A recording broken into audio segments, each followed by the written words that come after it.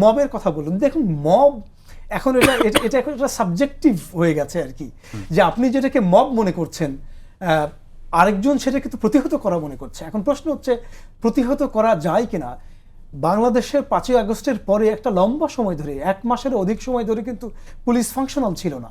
তখন এই আন্দোলনকারী ছেলেমেয়েরা, কিশোররা, ছাত্ররাই কিন্তু রাস্তায় বিভিন্ন আন্দোলন প্রতিহত করেছে এবং রাস্তা পাহারা দিয়েছে। সচিবালয়ে যে হয়েছে ওখানে ছেলেরা প্রতিহত করেছে।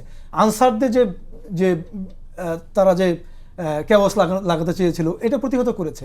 এখন এটাকে যদি আপনি মব বলেন, প্রশ্ন হচ্ছে যে আপনি কোন দৃষ্টিভঙ্গি নিয়ে এটা কি মব বলছেন না এটাকে প্রতিহত করা বলছেন। এই যেটাকে আপনি মব বলছেন এটা যদি প্রতিহত আকারে পাঠ না করেন তাহলে বাংলাদেশে এই পর্যন্ত আসলে টিকে থাকতে পারতো না অন্তর্বর্তীকালীন সরকার, হয়তো আলাদা একটা কাউন্টার আপরাইজিং হয়ে যেত।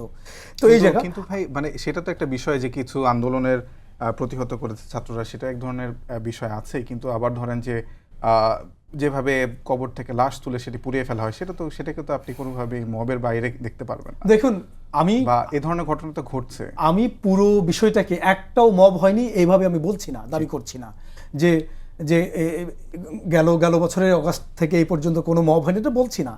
কিন্তু যে কোনো ধরনের প্রতিবাদ বা প্রতিহত করার প্রয়াসকে আপনি যদি মব আকারে হাজির করেন, যে জড়ো হলে এটা মব, আপনার পছন্দের মতো প্রতিবাদ না হলেই এটা মব, এটা বোধহয় সঠিক হবে না, এটা বলার চেষ্টা করছি।